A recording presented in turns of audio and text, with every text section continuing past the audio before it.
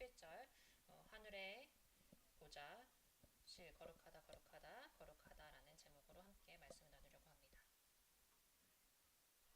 어떤 사람이 웅장한 대성당 밖에 서 있는 것을 한번 상상해 보십시오.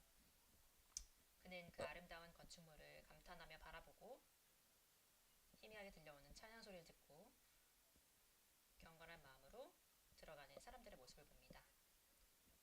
그러나 그는 끝내 안으로는 들어가지 않습니다. 멀리서만 감상할 뿐 그 안에 담긴 아름다움과 경외의 순간을 직접 경험하지 못하는 것입니다. 안타깝게도 오늘날 많은 사람들이 예배를 그렇게 대하고 있습니다. 그들은 예배 문 밖에서 서성입니다. 음악을 평가하고 개인적으로 감정적인 경험을 하기를 기다리지만 정작 예배의 중심에 있는 위엄과 영광을 놓치고 맙니다.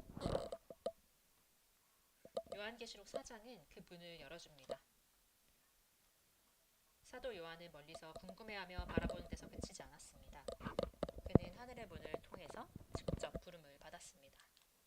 그가 그 안에서 본 것은 자기 자신이 아니었고 교회도 아니었으며 자신을 섬기는 천사들도 아니었습니다. 그 중심에는 보좌가 있었습니다.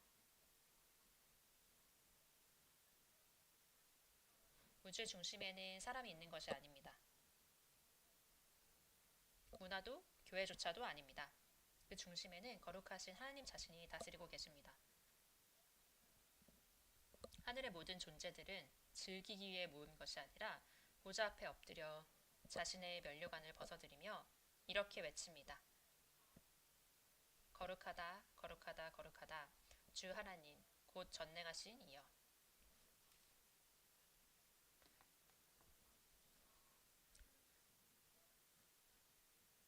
이 말씀은 우리에게 한 가지 중요한 질문을 던집니다. 우리의 예배가 이 땅의 방식으로 형성되고 있습니까? 아니면 하늘의 방식으로 형성되고 있습니까?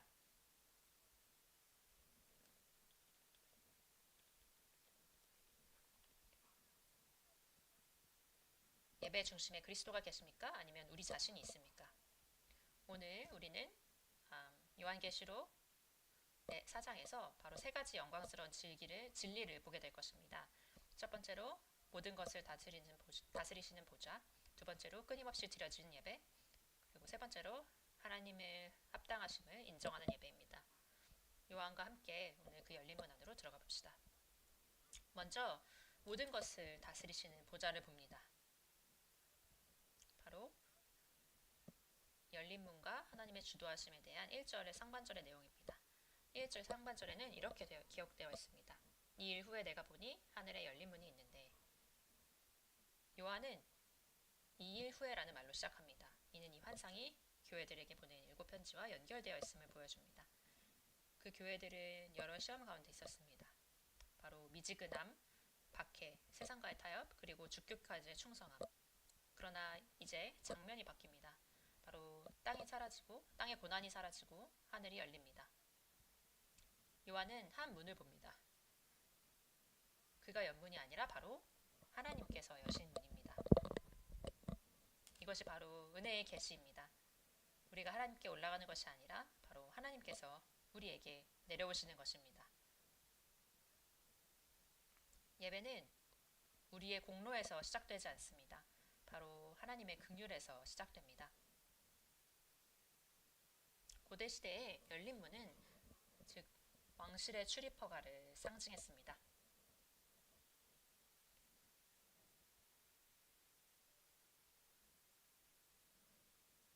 인간이 만든 모든 종교는 사람의 행위와 의식을 요구하지만 복음은 하나님께서 친히 그 길을 여셨다고 선포합니다.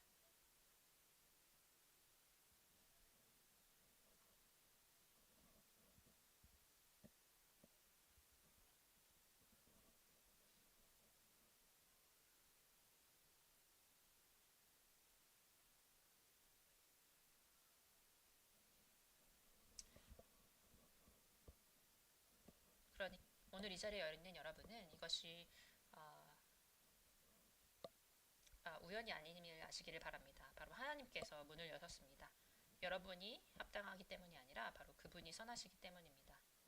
사랑하는 여러분, 예배는 하나님께서 주신 초청장이라는 사실을 혹시 잊고 있습니까?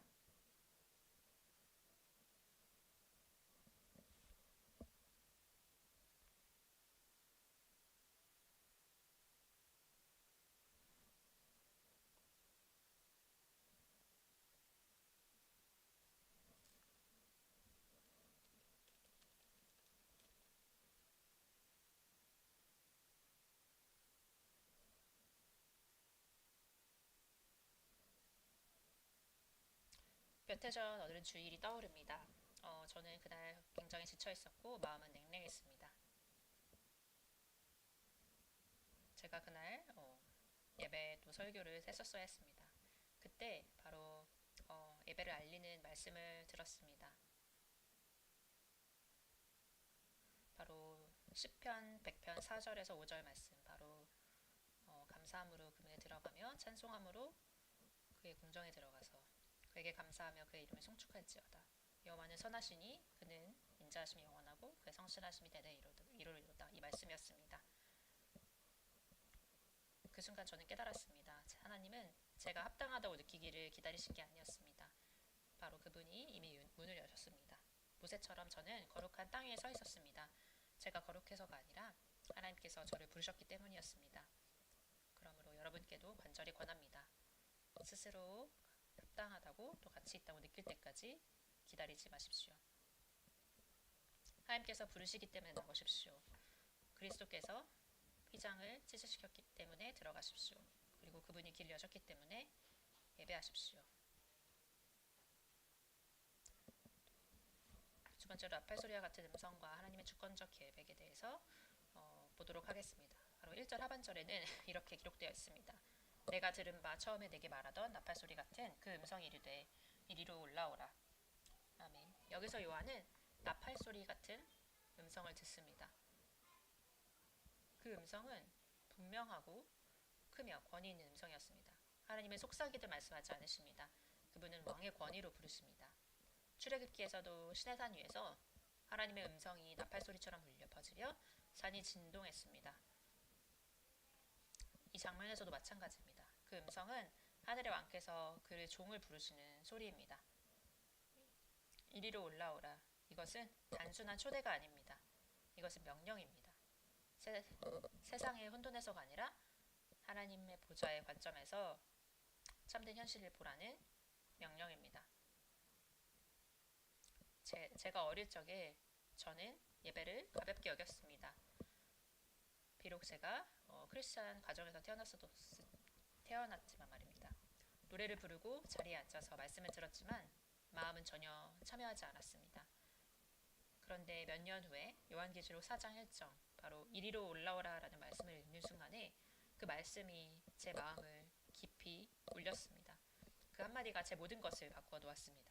그때 예배란 단순한 모임이 아니라 하나님의 거룩한 임재 안으로 들어가는 것이라는 사실을 깨달았습니다.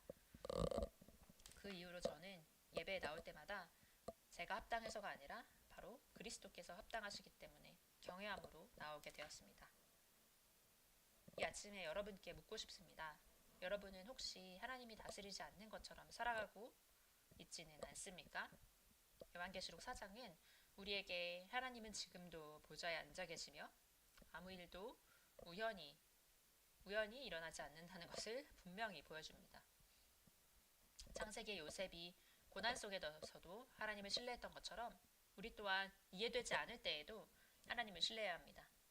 삶이 불확실하게 느껴질 때에, 시험이 다가올 때, 두려움이 밀려올 때에 이 사실을 기억하십시오. 그 나팔 같은 음성은 지금도 울리고 있습니다. 그 음성은 우리를 향해서 이렇게 부릅니다. 바로 눈을 들어서 예수님을 바라보라. 그리고 영원히 다스리시는 그분께 시선을 고정하십시오.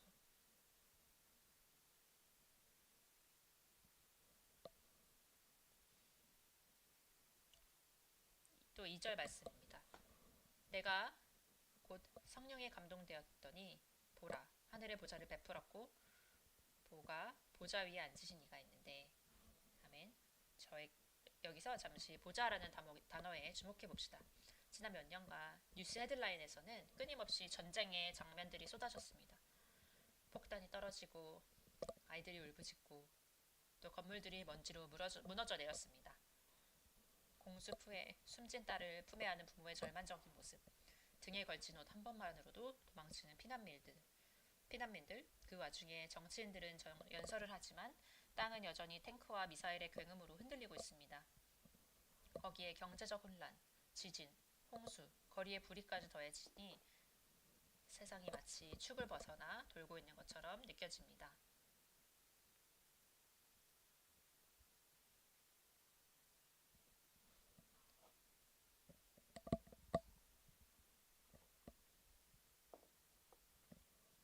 이런 순간마다 사람들은 묻습니다. 하나님이 도대체 어디에 계신가요? 어떤 이들은 비웃듯이 말합니다.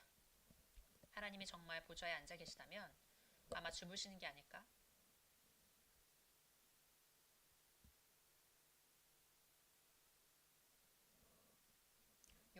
그런데 여러분, 요한이 본 환상은 전혀 다른 이야기를 전합니다.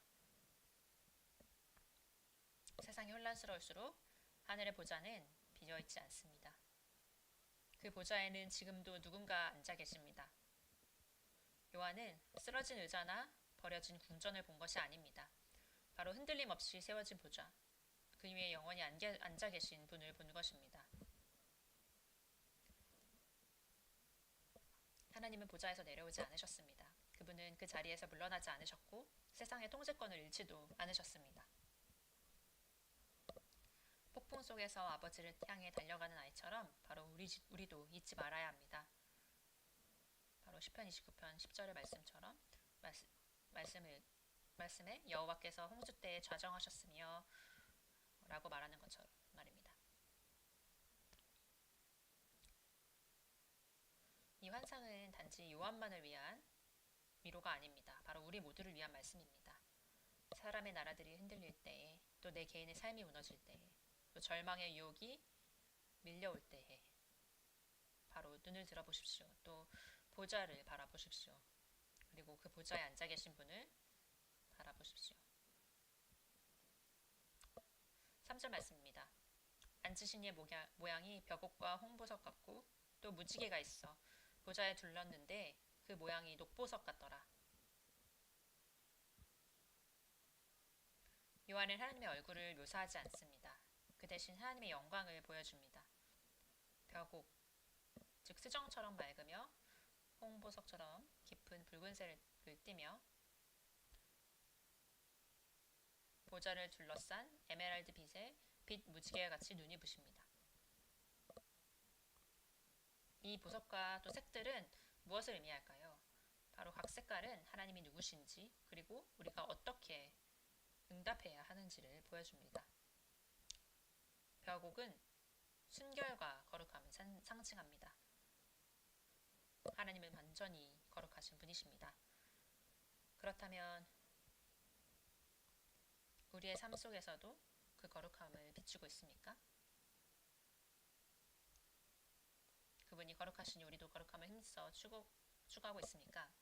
홍보석은 이 의로운 심판과 구속을 나타냅니다. 하나님은 세상의 모든 불의를 보고 계시지만 그 진노를 우리가 아니라 그리스도 위에 쏟으셨습니다. 우리는 그 은혜를 믿고 회개하며 그분의 자비를 신뢰하고 있습니까? 에메랄드 빛 무지개는 하나님의 자비와 언약의 신실하심을 상기시킵니다. 바로 심판 한가운데에서도 자비가 보좌를 둘러싸고 있습니다. 그러므로 담대히 나아가십시오. 상한 마음과 재채기 속에 있는 자에게도 그 보좌에는 여전히 자비가 있습니다.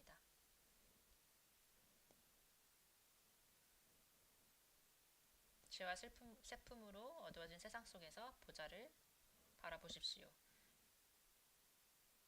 그 보좌는 영광스럽고 의로우며 자비로우신 하나님의 보좌입니다. 이제 우리는 모든 것을 다스리시는 그 보좌 능력과 거룩함과 섭리의 자리를 바라본 후에 하늘이 어떻게 반응하지를 보게 됩니다. 바로 끊임없이 드려지는 예배, 그리고 우리 또한 엎드려 경배하도록 부르시는 예배입니다.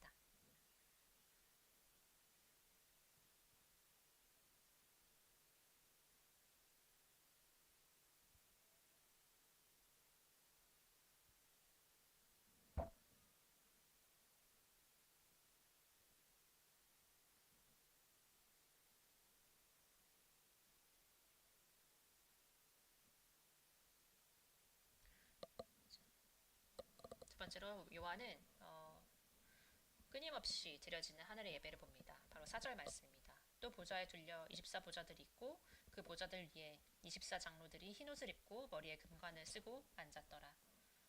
아멘. 요한은 보좌를 둘러싼 24장로들을 봅니다. 이것이 무엇입니까? 바로 이 숫자는 하나님의 완전한 백성을 산지합니다. 구약의 이스라엘 12지파와 신약의 12사도들을 합한 수입니다.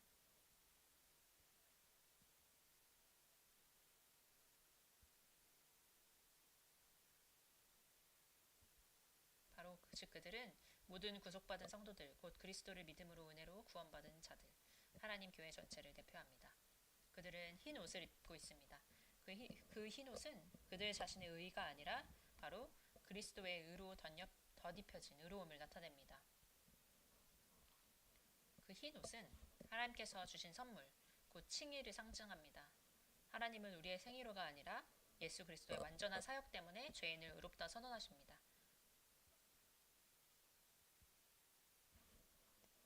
바로 로마서 5장 1절에서 말씀과 같습니다. 그리고 그들이 쓴 면류관은 왕관이 아니라 승리자의 관입니다.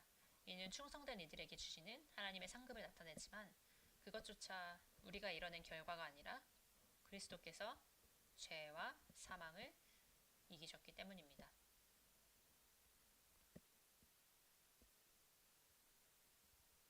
사랑하는 여러분, 여러분이 이 자리에 있는 것은 결코 우연이 아닙니다.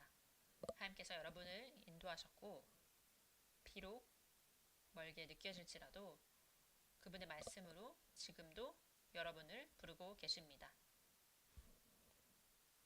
여러분이 그리스도께 속한 자라면 그분의 의로 옷 입었으며 그리스도께서 붙들고 계시기 때문에 이 여러분의 구원은 안전하다는 것을 기억하십시오. 그렇기 때문에 오늘이 처음 예배든 첫 예배든 여러분이 드린 첫 예배든 1000번째 예배든 상관없이 담대히 예배하십시오.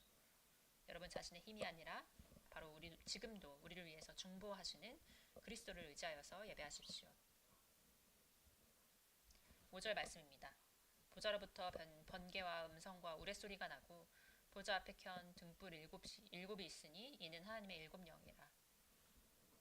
아멘. 요한은 보좌로부터 번개와 천둥 그리고 소리가 쏟아져 나오는 것을 봅니다. 이 장면은 출애굽기 19장 16절에서 19절 바로 하나님께서 시내산에서 율법을 주실 때에 온 산이 떨며 천둥과 번개가 울려 퍼졌던 장면을 떠올리게 합니다. 이것은 하나님은 결코 경홀히 즉 가벼이 여겨서는 안 되는 분이시라는 것을 보여줍니다. 그리고 그분의 임재 앞에서는 거룩한 두려움과 경외심으로 서야 함을 보여줍니다.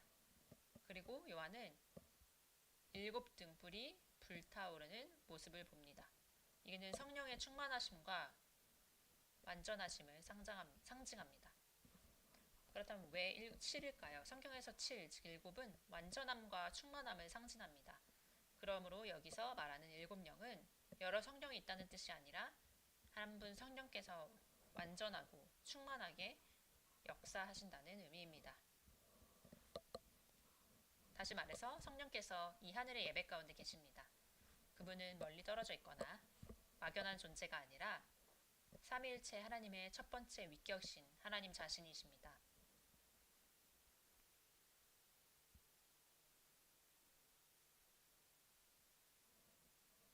오늘도 성령께서는 예배를 불붙이시고 마음을 깨우치시며 교회를 능력 있게 세우시고 또 믿는 자들을 변화시키십니다.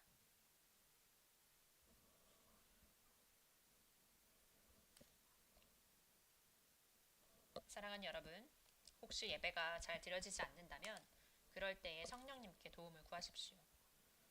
그분은 단순한 힘이나 감정이 아니라 우리 안에 거하시며 예수님을 더욱 사랑하도록 이끄시는 분이십니다.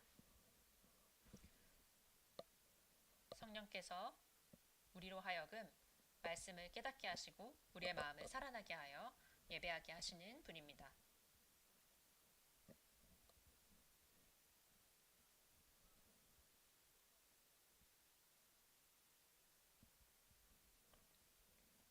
설교나 찬양 중에 마음이 뜨거워지거나 끌리는 순간이 있다면 그것은 단순한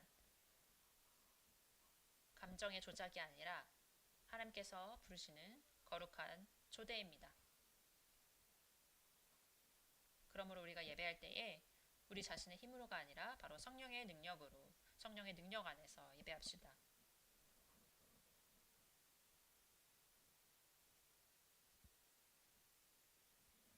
6절 상반절 말씀입니다. 보좌 앞에 수정과 같은 유리바다가 있고, 요한은 이제 바다를 봅니다. 그러나 우리가 아는 거친 파도와 폭풍의 바다가 아니라 유리처럼 잔잔한 바다입니다. 성경에서 바다는 종종 혼돈과 위험, 악을 상징하지만 하나님 앞에서는 그 바다마저 고요합니다. 그분의 보좌 앞에서는 어떤 폭풍도 몰아칠 수 없습니다.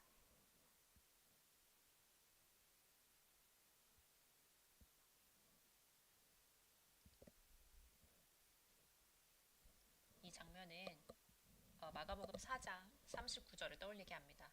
예수께서 풍랑을 향해서 잠잠하라, 고요하라 하셨을 때 바다가 즉시 잔잔해졌습니다. 바로 가장 무섭고 통제 불가능한 혼돈조차 바로 그분의 한마디 앞에 굴복합니다. 이 이미지는 오늘 우리에게 무엇을 말해줍니까? 우리가 예배하러 나아올 때에 공동체 예배이든 공예배이든 개인 기도이든 우리는 두려움과 혼돈의 자리로 오는 것이 아니라 전능하신 왕의 평안한 임재 안으로 들어오는 것입니다. 세상의 폭풍이 아무리 거세도 마음의 불안이 아무리 커도 그 어떤 것도 하나님의 보좌를 흔들 수 없습니다. 예배는 영적인 리셋입니다. 그리스도께서 이미 말씀하셨습니다. 잠잠하라, 고요하라.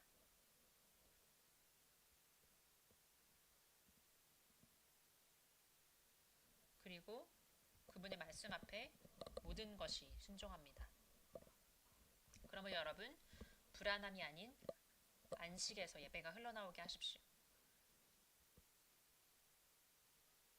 조급함이 아니라 경건한 고요함으로 하나님 앞에 나오십시오. 왜냐하면 우리 하나님은 완전한 평화로 다스리시는 분이시기 때문입니다.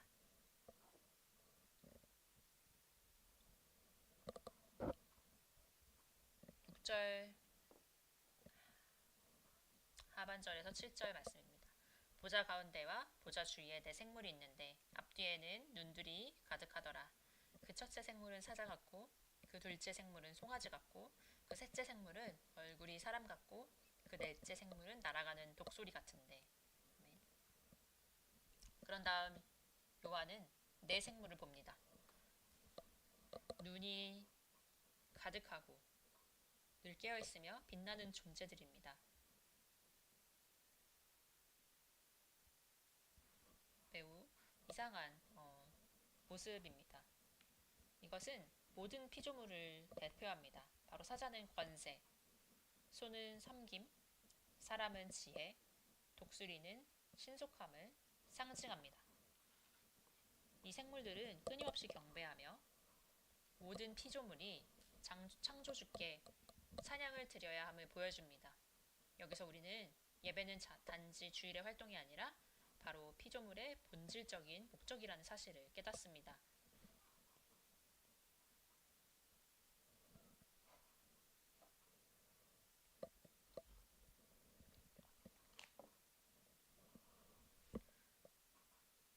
여러분과 저는 바로 예배를 드리도록 지어졌습니다. 그것이 하나님께서 우리를 만드신 이유입니다. 모든 피조물은 각자의 고유함 속에서 하나님의 영광을 드러냅니다. 우리도 마찬가지입니다. 사자처럼 강하게, 소처럼 섬기며 사람처럼 지혜롭게, 또 그리고 독수리처럼 민첩하게 우리와 우리의 은사와 강점, 부르심을 모두 예배로서 드려야 합니다.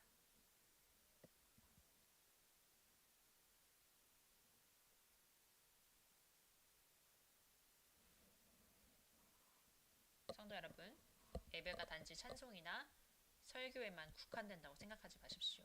바로 우리 삶의 전체가 예배가 되어야 합니다.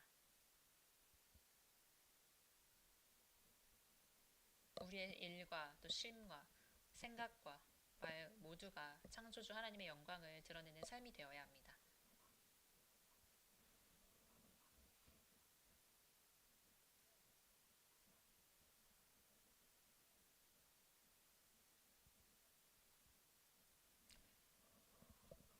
말씀입니다. 8절 하반절 말씀, 상반절 말씀입니다. 그들이 밤낮 쉬지 않고 이르기를 거룩하다 거룩하다 거룩하다. 주 하나님 곧 전능하신 이여 전에도 계셨고 이제도 계시고 장차 오시리시라 하고. 아멘. 이 구절은 한 가지를 분명히 보여줍니다. 바로 예배는 결코 멈추지 않는다는 것입니다.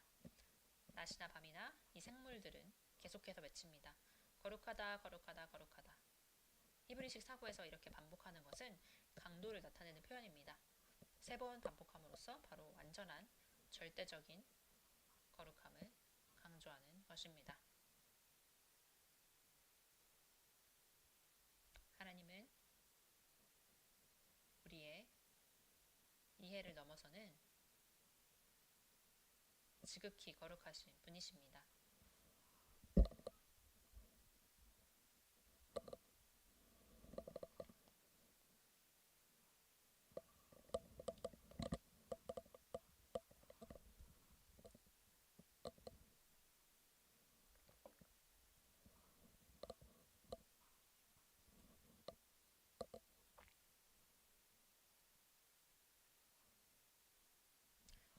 그들은 하나님을 전에도 계셨고 이제도 계시고 장차 오시리시라라고 찬양합니다. 하나님은 결코 변하지 않으십니다. 하나님은 항상 존재하시며 완전히 신실하시고 또 완전히 영광스러운 분이십니다. 사랑하는 여러분, 여러분의 예배는 하나님의 경외심을 반영하고 하늘의 경외심을 반영하고 있습니까? 아니면 식어버렸습니까? 하늘에서는 찬양이 멈추지 않습니다. 왜냐하면 하나님의 거룩함은 결코 줄어들지 않기 때문입니다.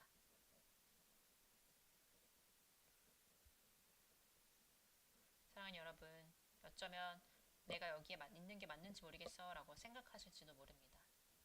하지만 진실은 이것입니다. 바로 여러분이 이 자리에 있는 것은 결코 우연이 아닙니다. 바로 하늘에서 예배를 받으시는 그 같은 거룩한 하나님께서 오늘 이 순간 여러분을 여기로 이끄셨습니다. 바로 그분의 목적을 위해서입니다. 오랫동안 믿음의 길을 걸어오신 분이라면 경이로움을 잃지 마십시오. 성령님께서 그 불꽃을 다시 지펴달라고 간구하십시오.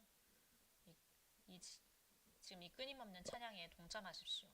그것이 바로 여러분이 창조된 목적입니다. 하나님의 보좌와 그 주변을 가득 채운 끊임없는 예배를 바라본 후에 이제 우리는 요한계시록 4장의 핵심으로 나아갑니다. 바로 하나님만이 모든 예배를 받을 자격이 있으신 이유를 고백하는 찬양의 노래입니다. 그 이유는 하나님께서 모든 것을 그분의 목적을 위해서 창조하셨고 그분이 영원히 통치하시기 때문입니다. 9절에서 10절 말씀입니다.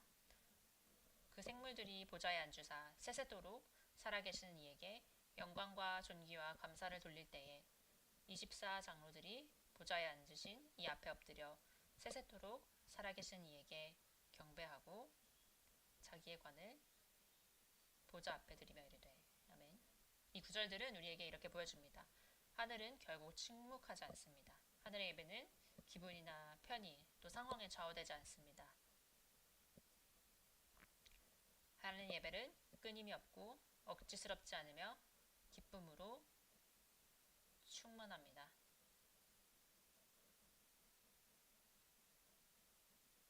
대생물, 즉 모든 피조물을 대표하는 하늘의 존재들이 쉬지 않고 찬양을 드립니다.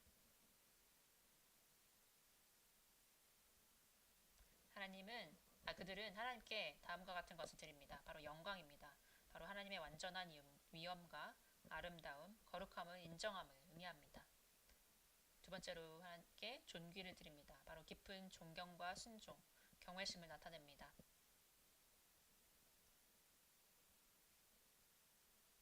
그리고 하나님께 감사를 드립니다. 바로 하나님의 누구신지, 그분이 행하신 모든 일에 대한 진심 어린 감사입니다.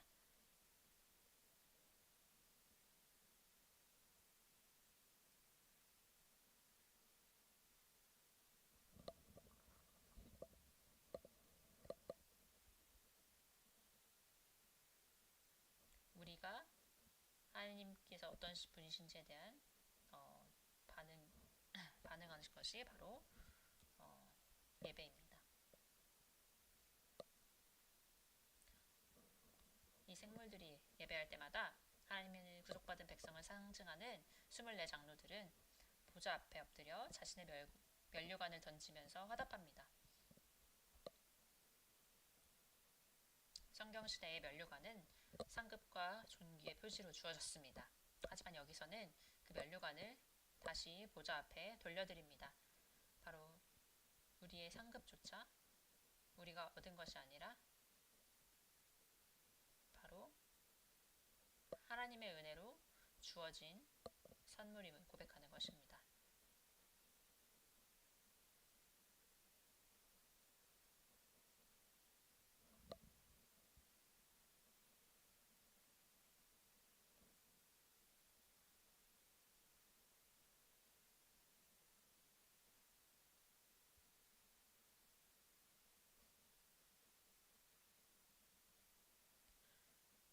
우리가 받은 상급은 이것을 다시 예수님의 발 앞에 돌려드릴 것입니다.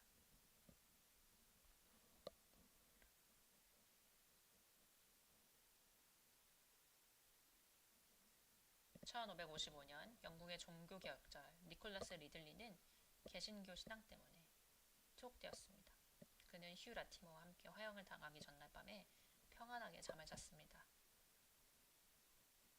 왜 두렵지 않았느냐는 질문에 그는 이렇게 대답했습니다.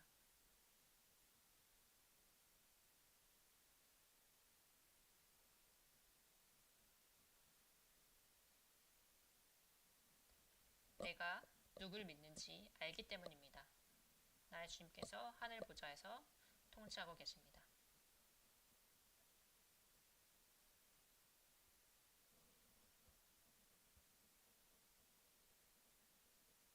리들리가 불 앞에서도 평안을 누릴 수 있었던 것은 주권자이신 그리스도를 바라보는 확신에서 나왔습니다. 그는 장로들처럼 자신의 이 세상의 면류관을 주님의 발 앞에 드릴 준비가 되어 있었습니다.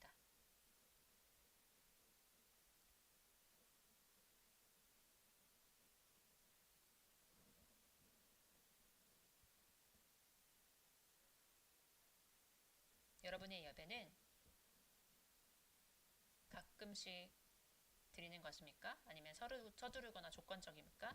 아니면 하늘의 기쁨과 경외심을 반영하고 있습니까?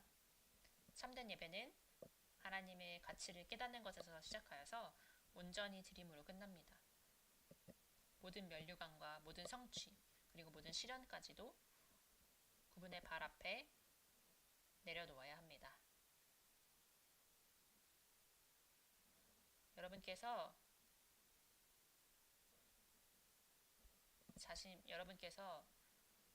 자신이 가치 있다고 느끼든 그렇지 않든 여러분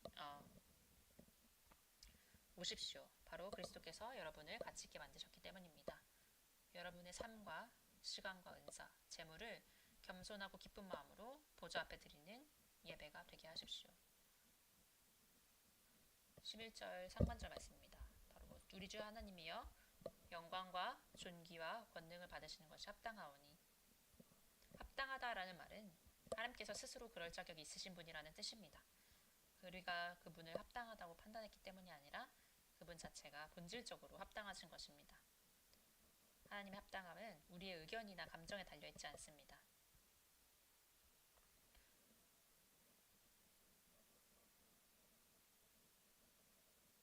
요한의 시대에 로마 황제들은 충성을 강요하기 위해서 예배를 요구했습니다. 많은 기독교인들이 이를 거부하다가 고난을 당했습니다. 하지만 하늘의 찬양은 분명히 보여줍니다. 바로 오직 하나님만이 우리의 온전한 충성을 받을 자격이 있으십니다. 사랑하는 여러분,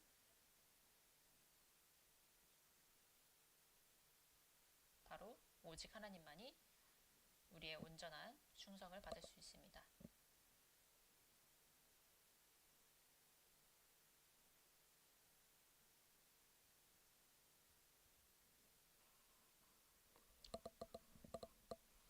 사랑하는 여러분, 여러분께서 이렇게 물으실 수도 있습니다. 특히 처음 오신 분들이란 말입니다. 정말 이 하나님을 믿어도 될까요? 네, 그렇습니다. 성경의 하나님은 사람의 지도자와 달리 신실하시고 공의로우시며 선하신 분이십니다. 여러분의 모든 두려움과 질문, 소망까지 맡길 수 있는 분이십니다. 그리고 사랑하는 성도 여러분, 우리 자신을 돌아보십시오. 혹시 여러분의 마음속에 다른 무엇이 중심을 차지하고 있지는 않습니까? 여러분은 혹시 경력이나 건강, 그리고 노력에 그리스도보다 더 의지하고 있지는 않습니까? 우리 마음을 살펴봅시다. 어떤 우상이 보좌에서 내려와야 합니까? 빠르게 회개하며 돌아갑시다. 겸손히 돌아오는 자를 하나님은 기꺼이 맞아주십니다. 하나님의 합당하심을 드러내는 삶을 추구합시다. 단지 입으로만이 아니라 바로 우리의 선택과 삶으로 나타나는 예비입니다. 제가 마지막 부분으로 11절 하반절 말씀입니다. 주께서 만물을 지으신지라 만물이 주의 뜻대로 있었고 또 지으심을 받았나이다 하더라. 아멘. 하나님이 합당하신 이유는 무엇입니까? 바로 그분이 창조주이시기 때문입니다. 하늘과 땅, 사람, 즉 그리고 여러분까지 모든 것이 하나님의 뜻에 의해 존재하게 되었습니다.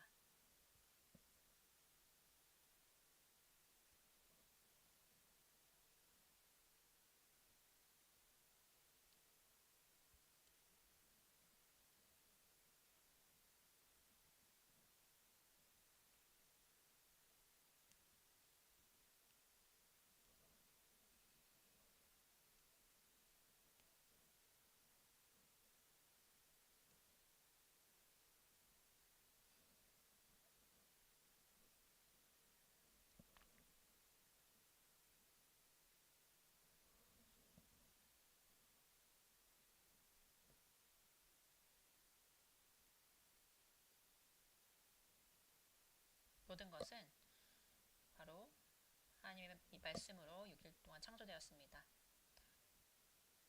다른 종교에서는 신들이 싸우거나 우연히 세상을 만들었다고 가르칩니다. 그러나 여기서 우리는 거룩하고 주권자이신 하나님께서 바로 모든 것을 자신의 영광과 기쁨을 위해서 창조하셨다는 사실을 봅니다.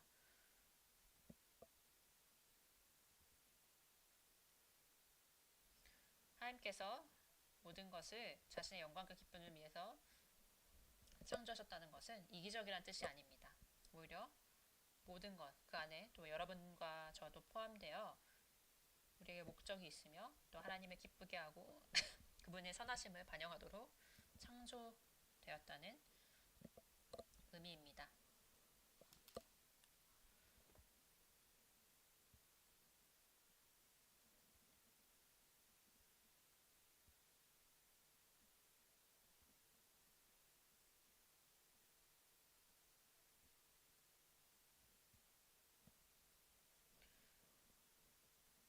바로 웨스트민스터 소로비 문답에서 사람의 제일 되는 목적이 무엇인가? 라는 질문의 대답은 사람의 제일 되는 목적은 하나님을 영화롭게 하는 것과 영원토록 그를 즐거워하는 것이다 라고 말씀합니다.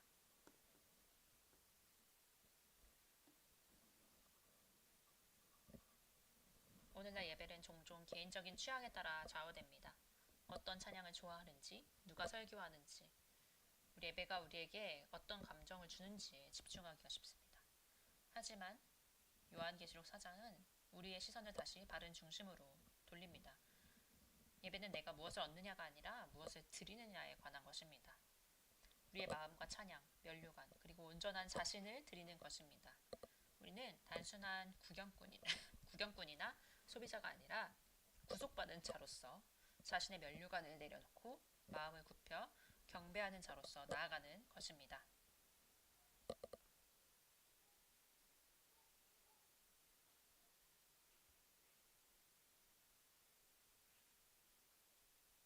사랑하는 여러분, 여러분의 삶은 우연이 아닙니다. 여러분은 무작위로 존재하는 것이 아니라 하나님께서 창조하시고 그분의 목적을 위해서 이 자리에 오도록 인도하셨습니다.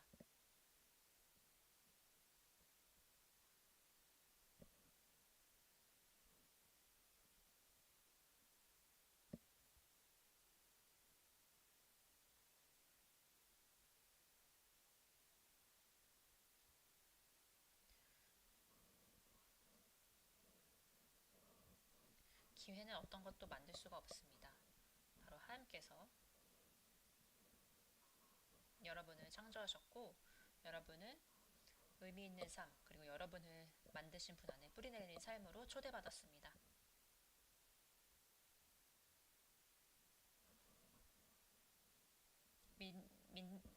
믿음이 있으신 성도 여러분, 이 진리가 여러분의 삶의 목적의 의식을 새롭게 하시기를 바랍니다. 새롭게 하기를 바랍니다. 여러분의 일과 자녀 양육, 그리고 섬김, 심지어 고난까지도 모두 하나님께 드려 그분의 영광을 나타내는 예배가 될 수 있습니다.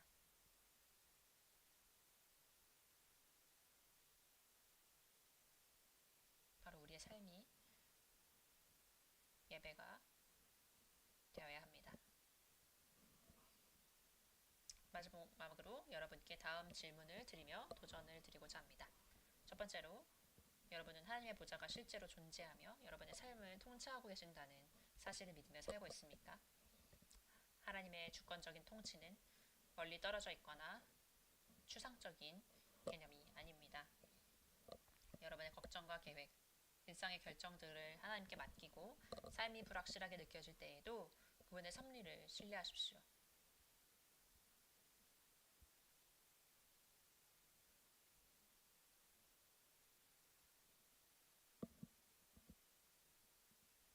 여러분의 믿음이 하나님의 보좌의 현실에 굳게 뿌리내리도록 하여서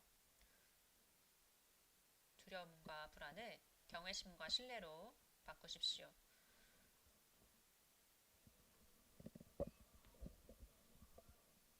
두 번째로, 하나님의 영이 바로 성령이 지금 당신 안에서 역사하여서 참된 예배를 가능하게 하신다고 믿습니까? 성령께 매일 여러분의 마음을 새롭게 하시고 진리와 능력으로 예배할 수 있도록 간구하십시오. 영적으로 메마르든 활기가 넘치든 바로 성령의 인도하심을 의지하십시오.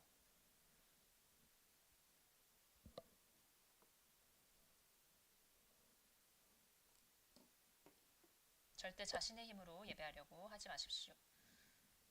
성령의 도우심에 의지하여서 여러분의 마음을 하나님께로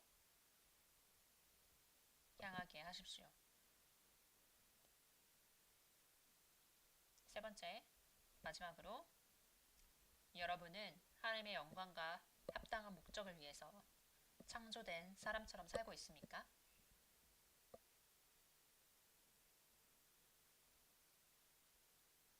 여러분의 삶을 하나님의 선물로 바라보십시오. 하나님께서 기뻐하시고 영광을 받으시기 위해 창조하신 삶임을 기억하며 여러분의 시간, 재능, 또 자원 모두를 그분을 섬기는 데에 들이십시오.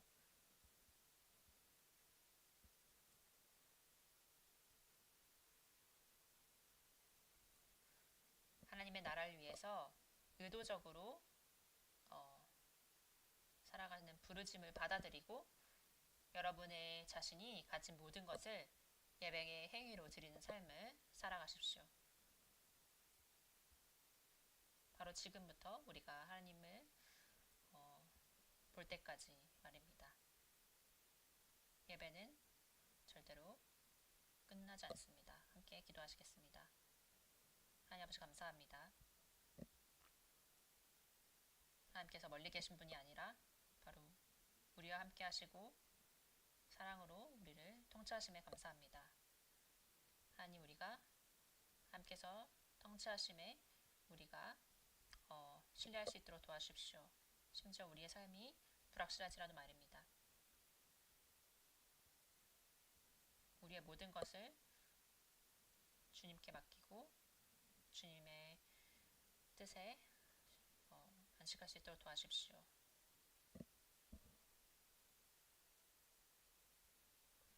우리가 영과 진리로 함께 예배드릴 수 있도록 그것이 주일뿐만이 아니라 모든 매일의 삶에서 드릴 수 있도록 도와주십시오. 우리가 하나님의 영광을 위해서 지어졌음을 기억하게 하시고 우리의 삶과 우리의 시간을 주님의 나라를 위해서 사용할 수 있도록 도와주십시오. 하나님의 뜻을 찾기를 애쓰거나 구하고자 하는 사람들을 위해서 기도합니다. 그들에게 하나님 안에 소망을 발견할 수 있도록 도와주시옵소서. 우리가 기쁨과 담대함으로 하나님께서 보좌에 계심을 기억하며 살아갈 수 있도록 도와주십시오. 감사드립니다. 예수님의 이름으로 기도합니다.